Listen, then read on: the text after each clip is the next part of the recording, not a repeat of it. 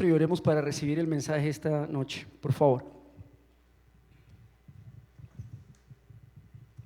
Padre, te damos gracias en este tiempo por tu palabra, porque sabemos, Dios, que tú la enviaste.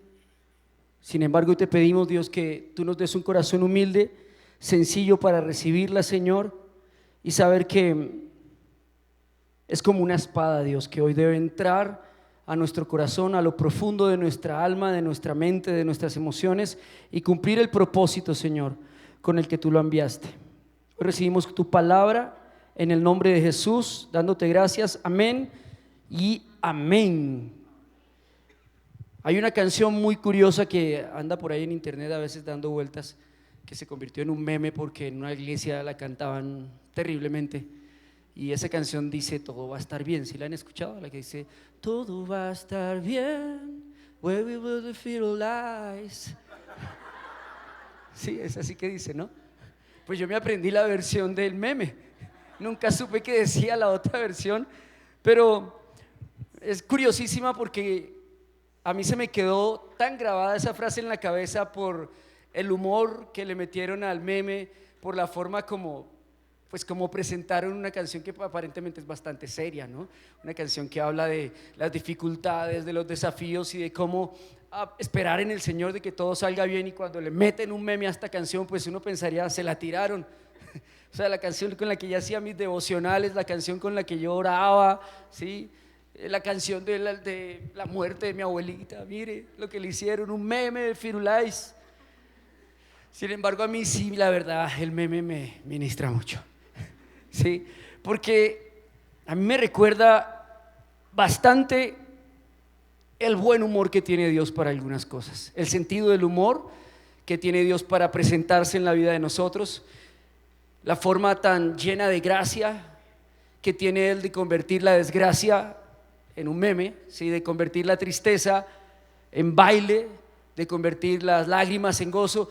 Dios es un genio para hacer este tipo de cosas. Es maravilloso cómo tenemos un Señor que es especialista en convertir el desastre en bendición, en convertir las circunstancias difíciles en un propósito. Es maravilloso cómo Dios siempre lo hace y siempre lo seguirá haciendo. Ese es nuestro Señor que en Génesis las tinieblas les pone una luz resplandeciente, ¿sí? El mar desordenado le pone un cordel para que no se escape, ¿sí? Las montañas las adorna con árboles, con bosques para que duren para siempre.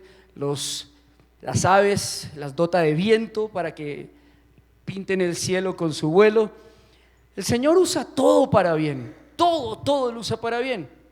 Y hace poco que enseñábamos teología del pecado, o sea, martiología, esa carrera, esa clase o esa materia yo la doy cada 3 años.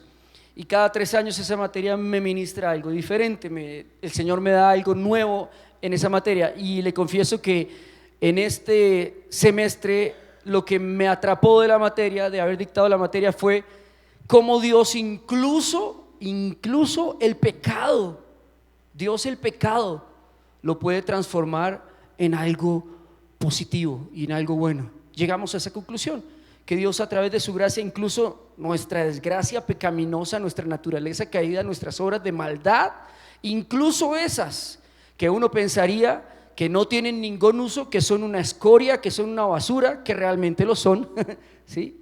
Eso es el pecado. El pecado, dice la palabra de Dios, que es como un trapo de inmundicia. Dice la palabra de Dios que el pecado es muerte. Dice la palabra de Dios que el pecado es un engendro, literal lo dice. Entonces, ¿cómo Dios puede tomar este material totalmente inservible y convertirlo en una obra maestra? O si no, mire a su pastor, ¿sí? Un material inservible bien utilizado, ¿sí? Bien refabricado, regenerado. Entonces, ese es el Dios que nosotros conocemos, pero ese es el Dios que nosotros debemos no solamente conocer, sino creer. Es muy diferente yo decir, ¿sí? Yo creo en Dios, creo que Él lo hará, a yo dependo del Señor. ¿no? Creer, hasta los demonios creen, dice la palabra. Pero depender de Él, es decir, estar en un estado natural de indefensión tan grande que digamos, Dios, de esta no me saca nadie. Llegamos al límite de la situación, esta deuda ya no hay quien la cubra, esta enfermedad ya no tiene salida, esta relación ya nadie la repara, este hijo ya nadie lo arregla, esta vida ya nadie la ordena. Cuando llegamos a esos lugares es cuando Dios viene con su maravillosa gracia y empieza a hacer unas obras maestras fascinantes que se llenan de la mixtura del testimonio de nuestro pasado, de nuestra derrota y de la victoria en medio de nuestra derrota de Cristo, la cual testificamos con una luz admirable a todos, diciéndoles: yo era una basura y ahora soy un diamante. Es maravilloso. Lo que pasa es que a veces nosotros nos perdemos la capacidad de sorprendernos de cómo Dios hace esto, porque muchos de nosotros, y lo digo personalmente, nos habituamos a ello. Nos habituamos a que Dios haga cosas maravillosas, milagros. Y yo siempre le oro al Señor una oración frecuente mía: Señor, nunca me dejes perder la capacidad de sorprenderme de cada cosa que haces, de cada milagro que haces, de cada situación difícil en la que me metes, de cómo me sacas de ella. No me dejes caer en el desagradecimiento de cuando me libres del mal, de cuando hagas las cosas bien dentro de mi desastre, de ni siquiera darte las gracias. ¿No le ha pasado a veces que Dios lo saca de unas tenaces y uno se alegra tanto y ay, ya, chévere? Ni siquiera le da gracias a Dios, sino que inmediatamente va y se gasta el dinero, va y hace lo que tiene que hacer, va y mete los papeles, va y se va de viaje, etcétera, etcétera. Pero a veces no nos tomamos el tiempo para reconocer que Dios realmente nos da más que una victoria. Romanos 8 para mí es el mejor capítulo de la Biblia, es el capítulo más maravilloso, es el centro de la doctrina cristiana. Romanos 8, dicen los grandes teólogos que si se perdiera toda la Biblia y dejaran Romanos 8, con Romanos 8 sería suficiente para que un cristiano se mantuviera durante todo su peregrinar en Cristo. Pero Romanos 8 específicamente, ese verso que ustedes conocen muy bien, pero que aplican muy mal, ¿cuál será? Romanos 8:28. Romanos 8:28 dice: y sabemos que a los que aman a Dios todas las cosas le ayudan a bien. ¿Cierto? Eso suena muy bueno, ¿no? Eso suena a la introducción de esta prédica. Sabemos que a los que aman a Dios, así los roben, el Señor los restituirá al doble. Sabemos que a los que aman a Dios, así se enfermen, la enfermedad los llevará a la cumbre.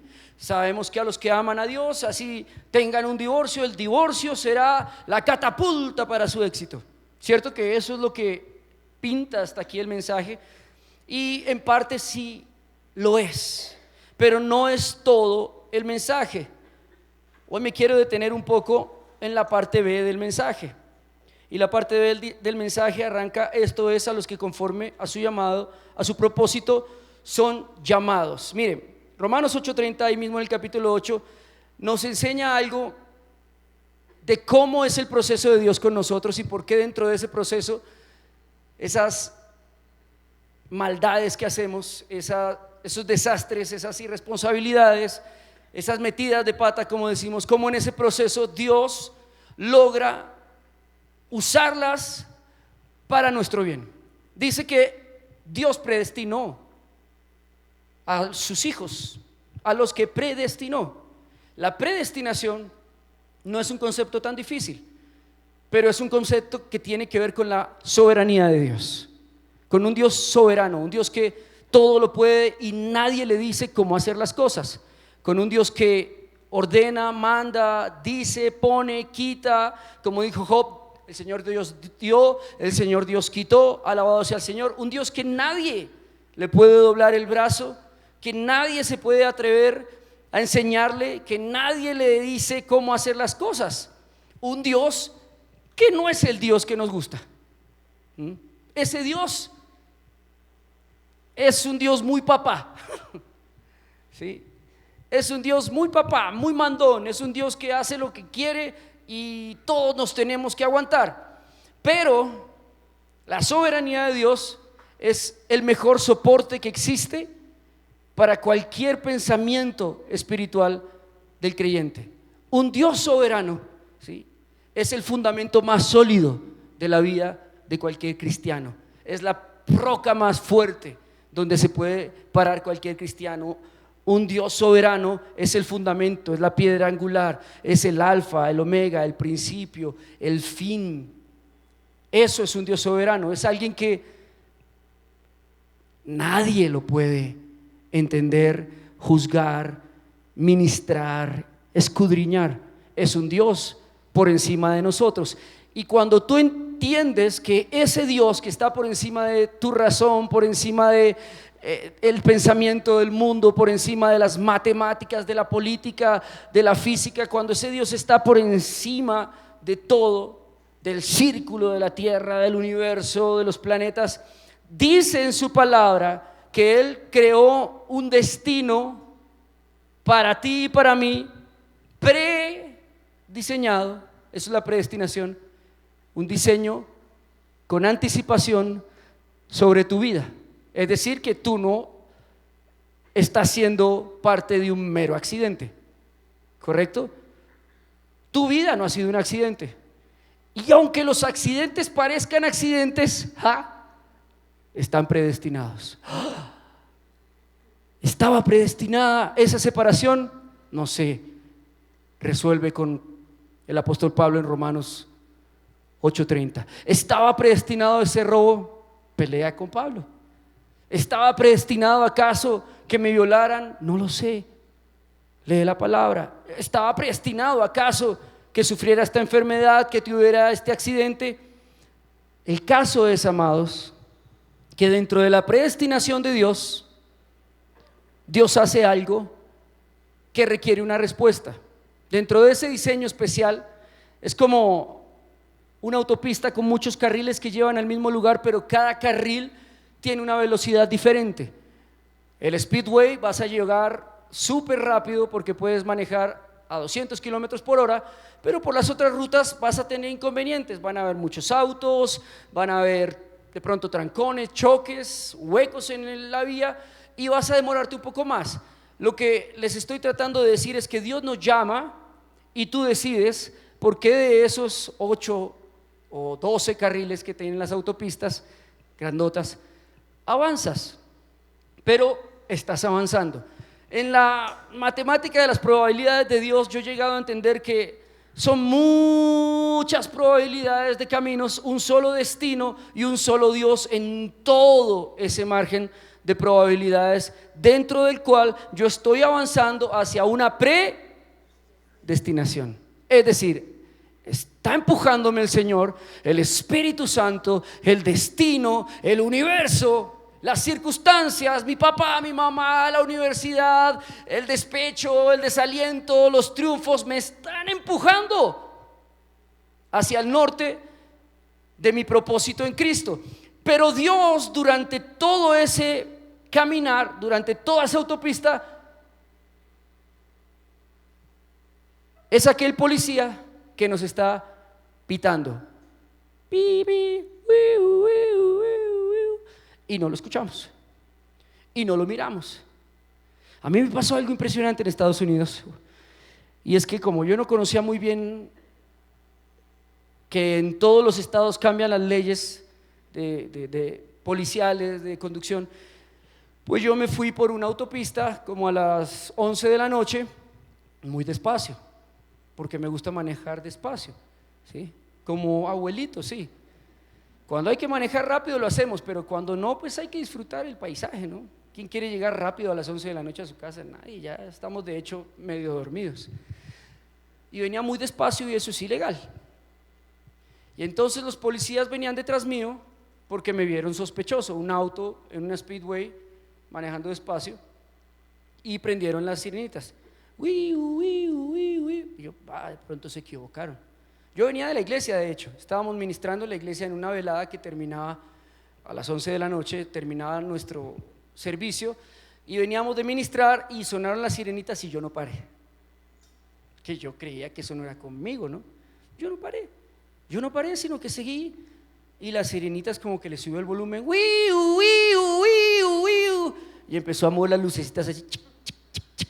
Y yo, ¿será que es con nosotros, mi cielo? Qué raro, pero hicimos algo malo. ¿Qué haríamos nosotros? Pero si nos vienen siguiendo, ya llevan como 2 kilómetros detrás de nosotros y no se van. ¿Qué hago? No, pues yo me voy a orillar despacito. Igual el que nada teme, nada. El que nada debe, nada teme. Me orillé y me bajé. Me orillé y se bajó el policía con su arma, tal vaquero texano. Get out of the car.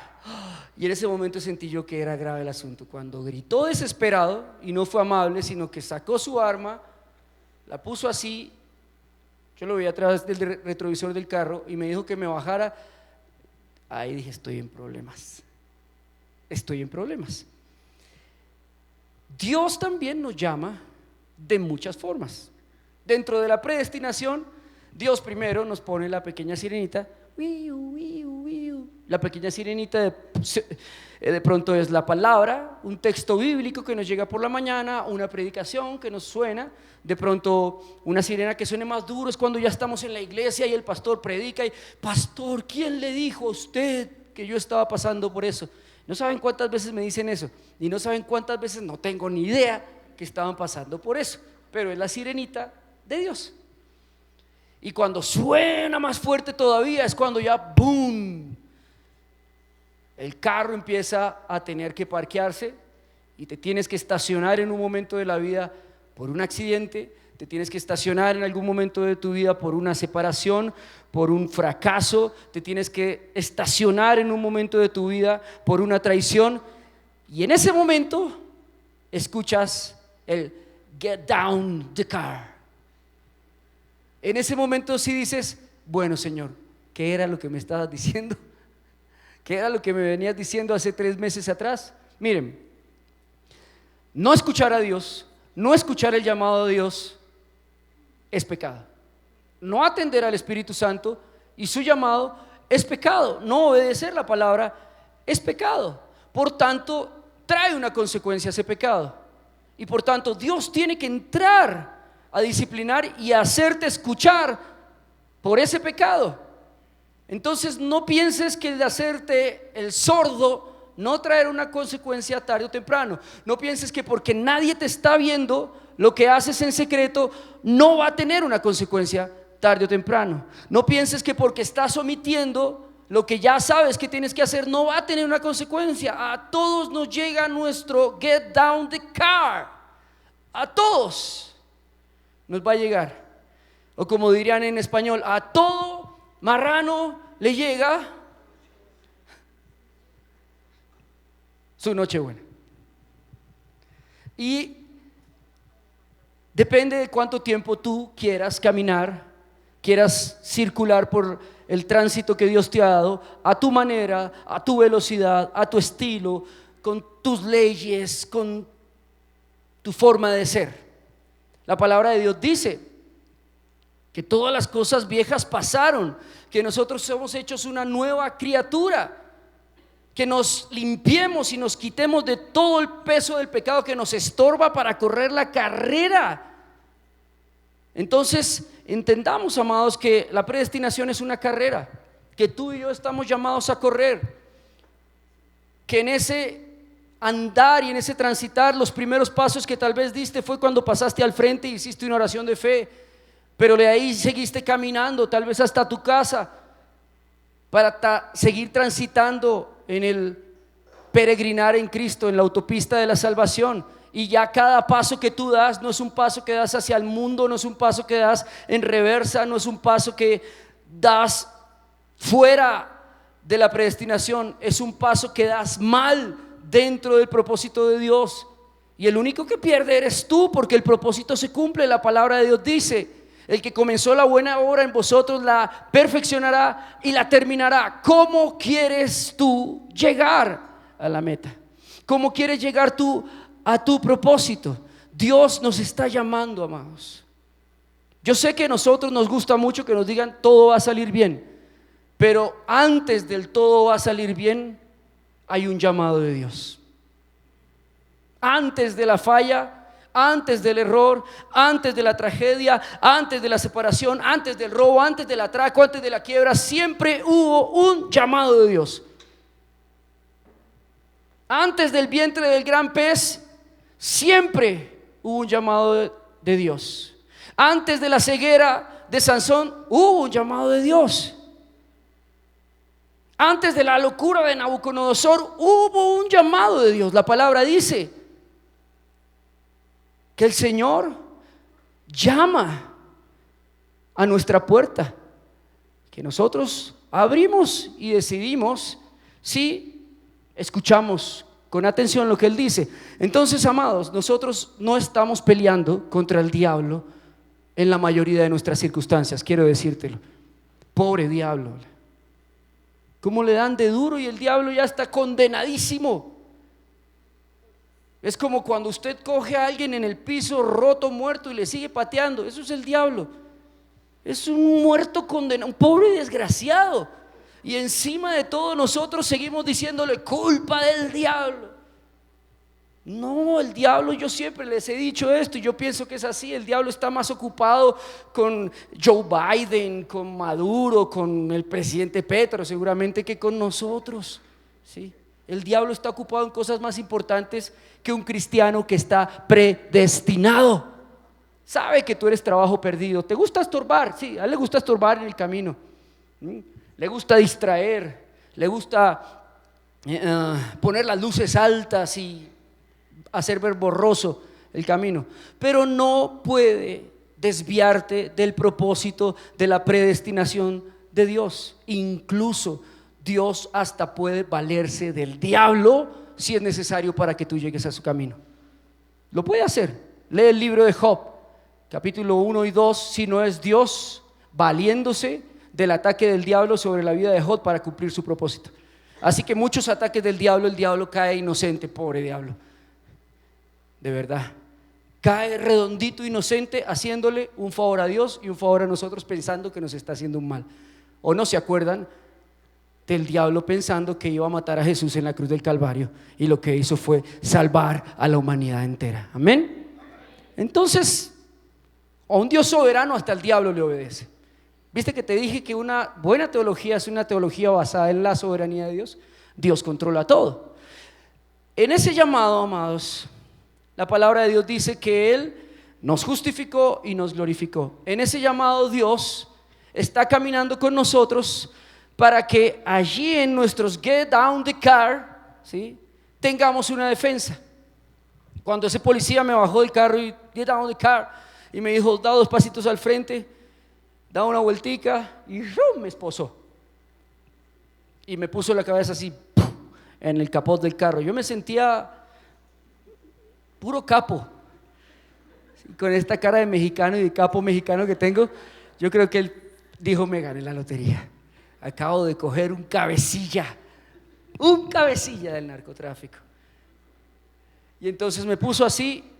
Yo no tenía defensa, no me dejó hablar, no me dejó decir nada, me metió en la patrulla, pero yo tenía una justificación. Y ahí se bajó la maravillosa esposa del pastor y sacó el celular y le mostró, somos pastores. Mira, aquí están las fotos. No nos hagan daño, no lo vayan a matar al pobre. Aquí están las fotos, mire, venimos de esto y esto. Los policías retrocedieron. Su justificación es que yo llevaba las luces apagadas. Finalmente yo creo que fue un caso de xenofobia. Eso pasa en Estados Unidos, es normal, ¿sí? No basta con tener un bigote y ya. No hace falta sino tener el pelo negro y bigote para estar en problemas en Estados Unidos. Ya, se enamoran de ti. Es un claro caso de xenofobia, pero yo tenía mi justificación, ¿ok? Cada vez que algo pasa en el camino, tú tienes que saber que Dios te dio una justificación. Y la justificación tiene que ver con algo importante. La justificación tiene que ver con lo que tú eres. Y ahí sí me meto con Romanos 8:28. Esto es, a los que conforme a su propósito son llamados. ¿Cuál es la justificación del creyente? Lo que él es. Cada vez que el diablo viene y se le levanta un creyente y le dice: voy a tocar tu vida, voy a tocar tu economía, voy a tocar a tus hijos, voy a tocar a tu familia. Cada vez que el mundo o las circunstancias o el camino se ponga duro y diga: te voy a hacer un obstáculo, te voy a ralentizar el tiempo, si tú tienes claro quién eres, cuál es tu propósito y cuál es tu llamado, tú le puedes decir fácilmente a él, a ese: get down the car. Aquí está mi justificación. Soy un hijo de Dios, soy real sacerdocio, nación santa, pueblo escogido por Dios. Soy más que vencedor. Amén. Y la circunstancia tendrá que irse con el rabo entre las piernas y decir: qué pena, llevaba las luces apagadas, hasta luego. ¿Por qué? Porque la justificación de nosotros no es solo la muerte en la cruz del Calvario de Jesús. La muerte en la cruz del Calvario produce el llamado, el propósito que nos justifica para caminar en una dirección, para caminar en una autopista de la cual no somos dignos ninguno de nosotros. Una autopista en la cual no tenemos para los peajes, una autopista en la cual no tenemos el pase de conducir de ese lugar, sino que todo lo que necesitamos para atravesar ese lugar lo dio Jesús en la cruz del Calvario. Eso es justificación. Tú puedes caminar con libertad en el propósito de Dios porque Dios te justificó en la cruz del Calvario. Pagó el peaje, pagó la gasolina, pagó todo lo que necesitas para llegar hasta tu destino en paz. La pregunta aquí es: ¿tienes esa justificación? ¿Tienes esa justificación de poderle decir en este momento a tu circunstancia: mira, aquí están mis obras de santidad? La palabra de Dios dice en Santiago que la fe sin obras es muerta. Es decir, que no hay justificación. Es un pasaporte falso, es un documento falso, es una justificación de papel. ¿Ves? Porque aquel que ha sido justificado en la cruz de Calvario por Cristo, la justificación lo ha afectado a niveles tan profundos que no puede llegar a ser la misma persona, que no puede seguir en la misma dirección y que se ve obligado estrechamente en un camino muy pequeño a servirle al Señor, a hacer lo que el Señor le diga. O si no, en la autopista vendrá el get out the car y el Señor le quitará todas las cosas que le estorben para seguir caminando en el propósito de Dios. Por eso, cuando decimos todo va a estar bien, todo va a estar bien dentro de una autopista. Yo no te puedo decir todo va a estar bien si esta noche te vas a un bar a emborracharte y a hacer lo malo. No, ahí te voy a decir: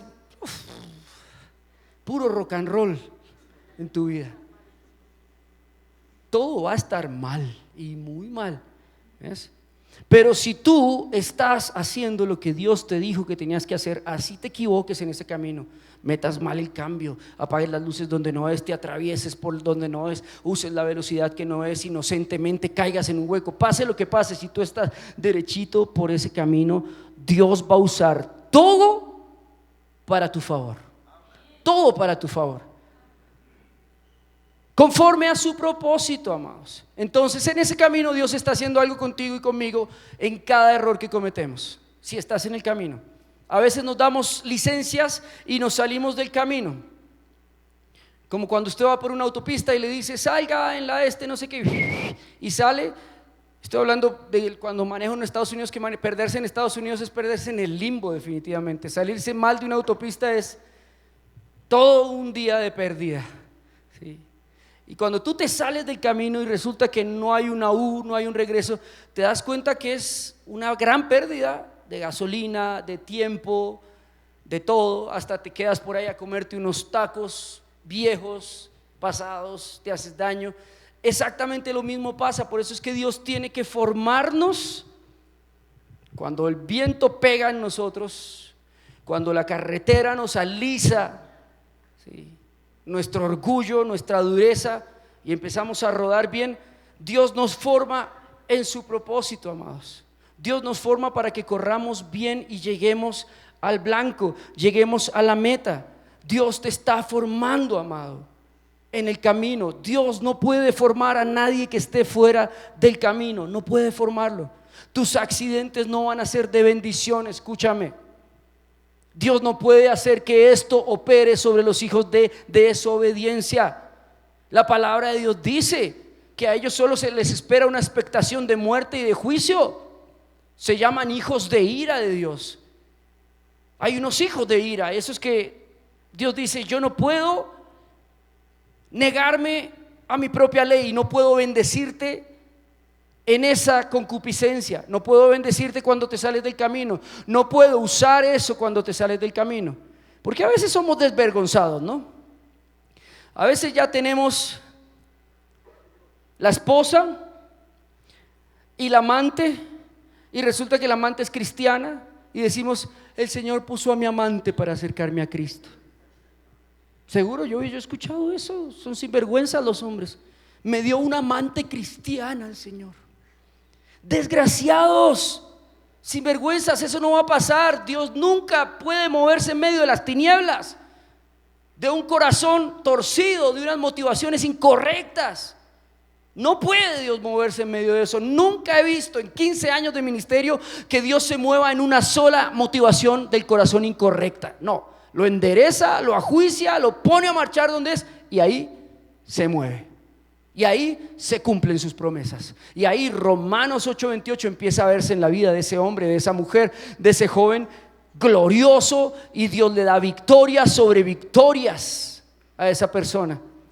A pesar de que pase por las mismas pruebas de los que están en el mundo, por las mismas pruebas de otros vecinos cristianos, si él está caminando el propósito de Dios y está siendo formado y está aceptando la formación de Dios, miren, hasta lo más absurdo se convierte en una gran ganancia. Se convierte en un 100 por 1, se convierte en un 7 veces más, se convierte en una doble bendición de Dios.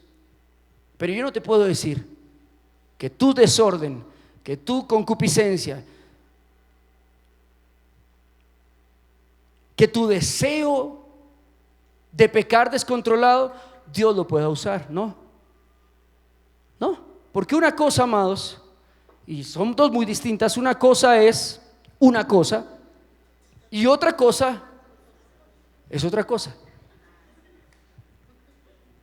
Una cosa es pecar y otra muy diferente es vivir en pecado. Te lo repito, una cosa muy diferente es equivocarme en el camino. Otra cosa muy diferente es equivocarme de camino. ¿Estás conmigo todavía? Equivocarme de camino es algo que hago voluntariamente, con conciencia, con conocimiento de culpa. Nadie cae en pecado, nadie dice: ay, como el hueco de Acme, ¡buh! Caí en pecado, pastor, y pequé horrible. Imagínese. Me tomó por sorpresa el pecado. A nadie lo toma por sorpresa el pecado. El pecado, el salirnos del camino, siempre es un stop, una parada que hicimos y tomamos otra dirección. Ustedes lo saben. La palabra de Dios dice que Él aborrece los pies presurosos para hacer la maldad. ¿Cuántos de nosotros no hemos corrido algunas veces con premura, con rapidez y avidez para ir a hacer lo incorrecto?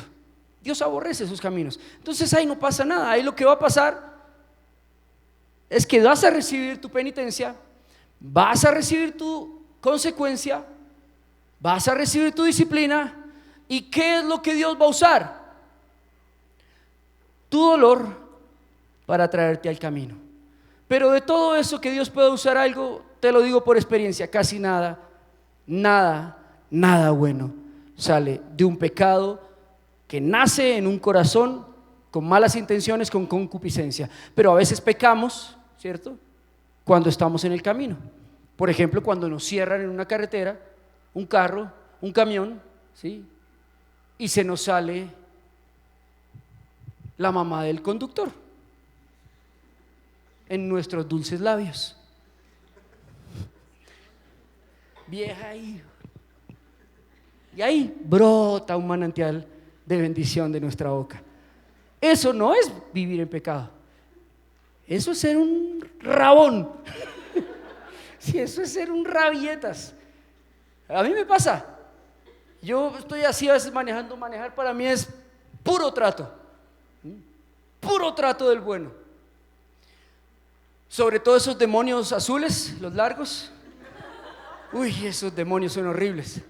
Es puro trato y yo voy manejando y cada vez se me quiere salir todas esas bendiciones, ricas bendiciones de mi boca. Y yo empiezo a decir, Señor, ¿qué hago? ¿Qué hago? Tengo afán, pero es... ¿sí? Y muchas veces me equivoco. Yo sé que me equivoqué, ¿sabe cuándo? Cuando mi esposa me dice, no se te olvide que tú eres pastor. Sí, ya la embarré. En ese momento ya sé que metí las patas ya. Ya dije algo que se salió, ya le di todo el lugar al pecado. Pero estoy en el camino. Voy camino a la iglesia, voy camino a la casa, voy camino a orar por una persona, voy camino a ser padre, voy camino a ser esposo. No voy camino a una discoteca, no voy camino donde una prostituta, no voy camino a robar a una persona, ¿sí? No voy camino a mentir, no voy camino a hacer la maldad. ¿Están conmigo todavía?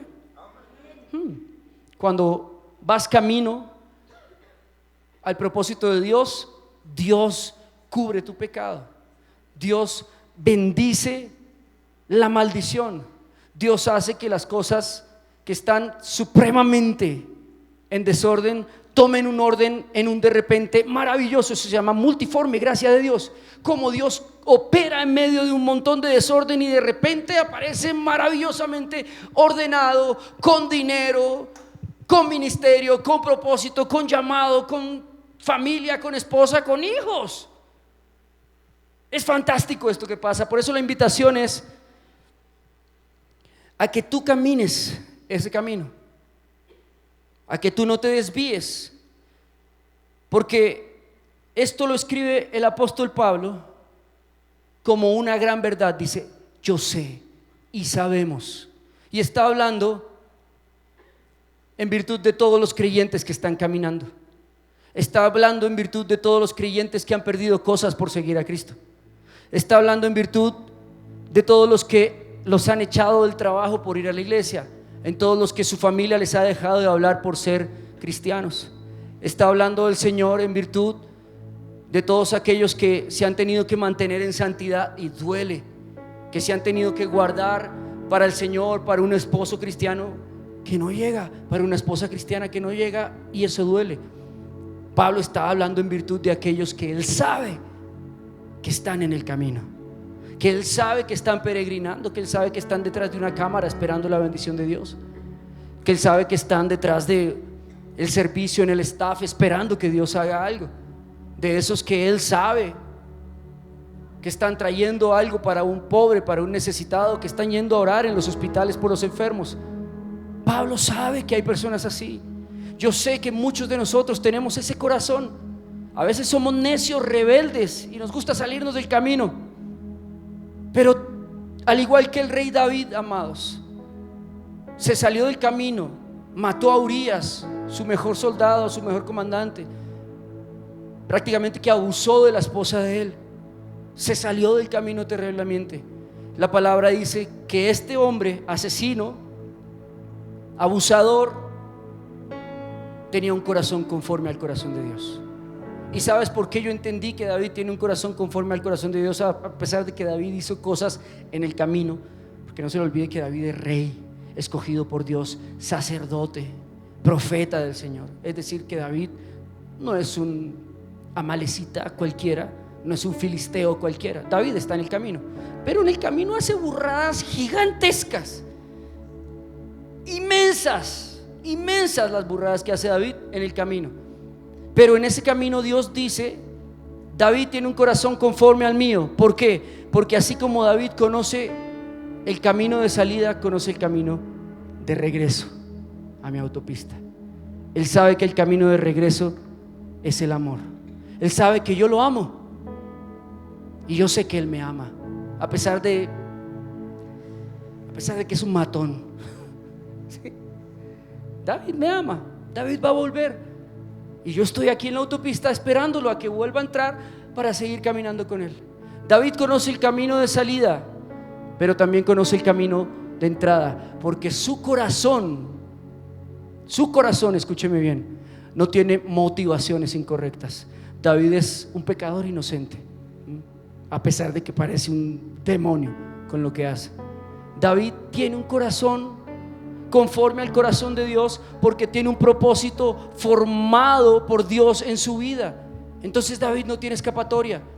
David sabe cuando el profeta Natán le dice Tú eres el que mató esa ovejita, tú eres el asesino. David sabe que se tiene que arrepentir. David sabe que tiene que regresar al camino. David sabe que va a haber una penitencia. David sabe que va a haber un correctivo. David sabe que va a haber una disciplina. David sabe que va a haber humillación. Pero con todo y eso, David sabe que se va a sostener en el camino de Dios. David lo sabe. David lo sabe y dice: tarde o temprano tendré que regresar, porque ese es mi corazón, porque esa es mi pasión, porque lo amo, porque aún recuerdo las noches en las que me defendió, porque aún recuerdo las victorias que me dio con los gigantes de Gad, con el gigante Goliat, porque aún recuerdo cuando Samuel ungió mi cabeza entre todos mis hermanos. Aún recuerdo a mi Señor que me escogió siendo el débil pastor del Isaí. Aún tengo una relación con Dios y aún me ha disciplinado, porque el padre al hijo que ama disciplina. Porque si un hijo se queda sin disciplina, es un hijo bastardo, dice la Biblia. Así que a los que nos ama, nos disciplina para volver al camino. ¿Por qué? Porque tenemos el corazón de dejarnos disciplinar y volver a entrar en la autopista del propósito de Dios.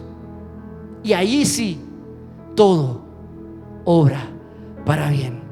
Todo va a estar bien. Amados, este mensaje es para aquellos que se han salido del camino, para aquellos que se han estrellado haciendo las cosas que ya saben que a Dios no le agrada, tomando decisiones en sus fuerzas, en su razón, sin consultarle a Dios.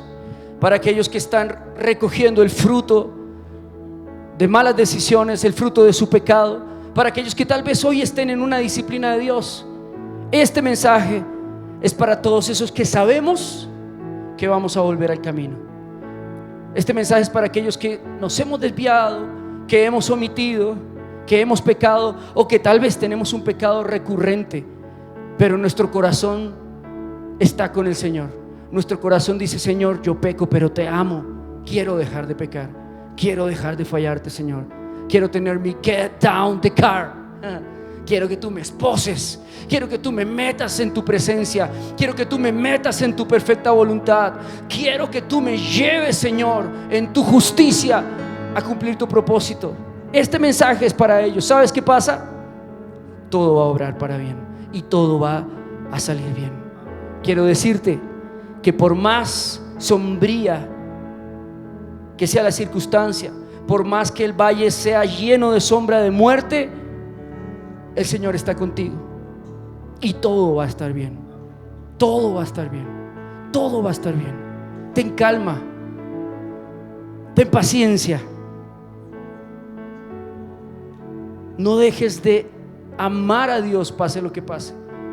No reniegues del Señor en las circunstancias. No maldigas. No declares palabras que no sean de fe. Mantente allí. Si te equivocaste, te arrepientes. Y la palabra dice que tenemos un abogado justo, fiel, que nos perdonará nuestro pecado y su sangre nos limpiará de toda maldad. Así que, amado, yo quiero decirte que si vuelves al camino, todo va a estar bien. Si vuelves al camino, Dios arreglará lo económico. No te preocupes, Dios se encargará.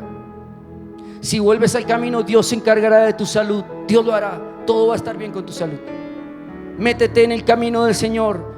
Escoge caminar por el speedway, por el camino de los locos. La locura de la predicación. Los que vamos a 200 kilómetros por hora. Los que decidimos dejar casas, familia, bienes, sueños, propósitos, por ir rápidamente por esa autopista como unos locos del timón. Métete en el camino y Dios arreglará todo. Dios arreglará tus cargas. Dios reparará todo lo que necesites reparar. Dios curará tus heridas. Dios restaurará lo que has perdido. Dios reunirá a tu familia. Dios traerá a tus hijos.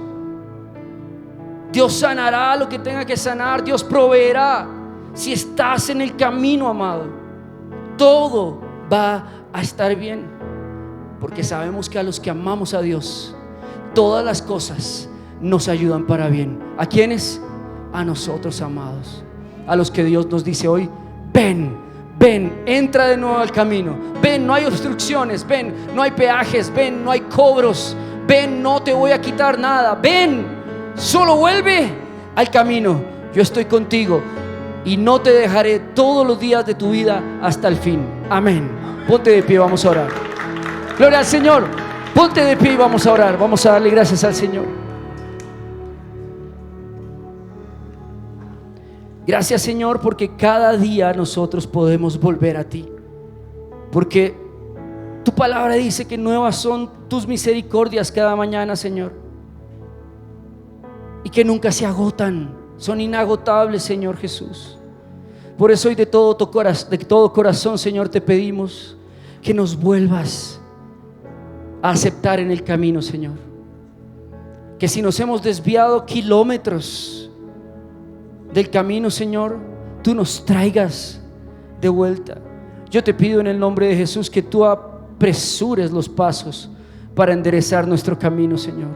Yo te pido en el nombre de Jesús, Señor, que tú limpies el terreno para entrar en el camino, Señor. Yo te pido, Señor, que tú nos aligeres la carga y tomes el pecado, Señor, que nos impide correr, Dios, con integridad, y nos traigas de nuevo al camino.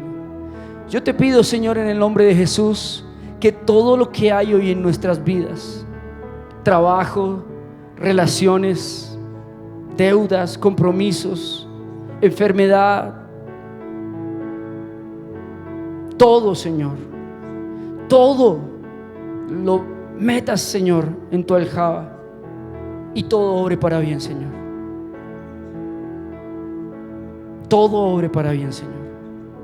Hoy te quiero decir de parte de Dios: hijo, hija mía, tus días están en mis manos y todos los días estaré contigo. Cada paso que tú des, yo lo doy contigo. Cuando caes, estaré para levantarte.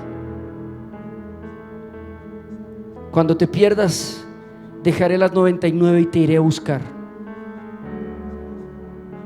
Cuando te desanimes y bajes la velocidad, yo te esforzaré para que continúes. Pero solo te pido una cosa: ámame más que a los tuyos. Ámame más que a tus cosas. Ámame por encima de todo.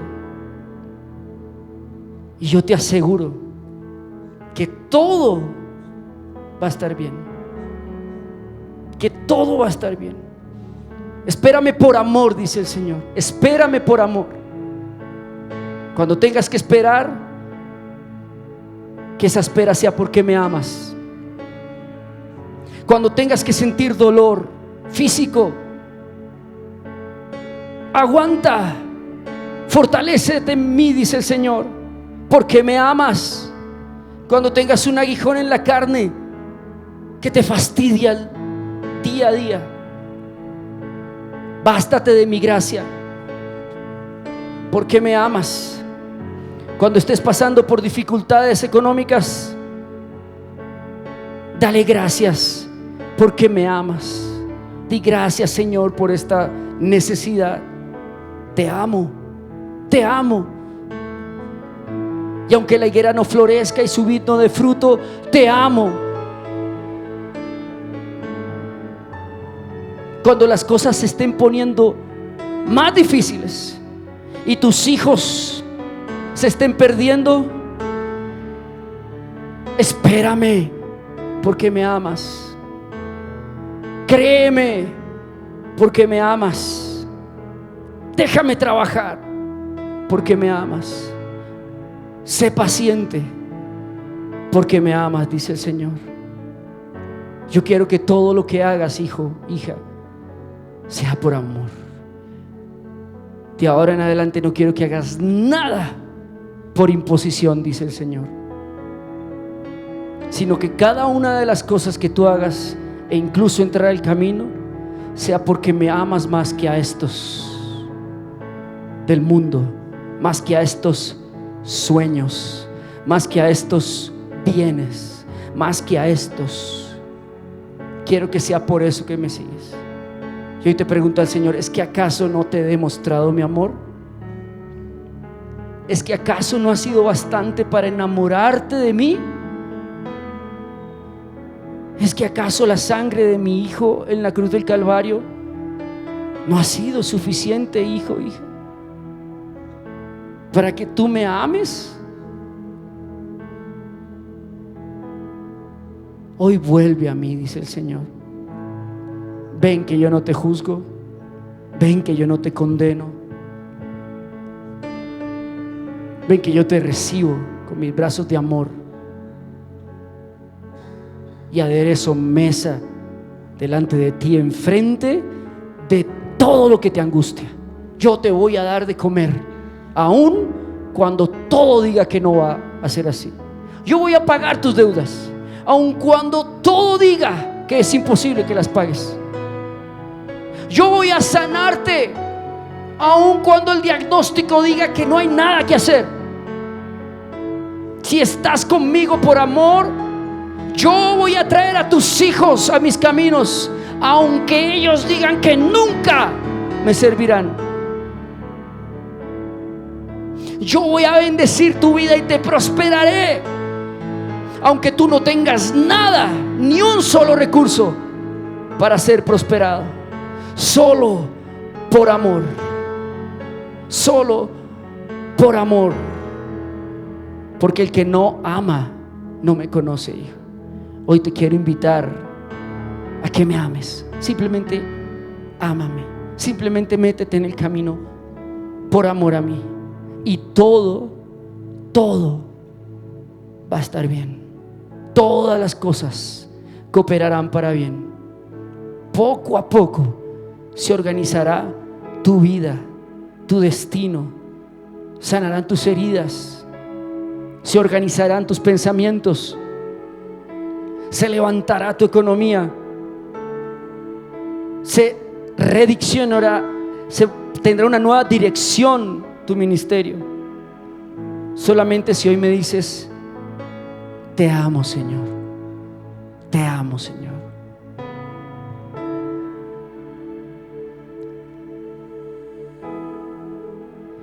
Cuánto te amo,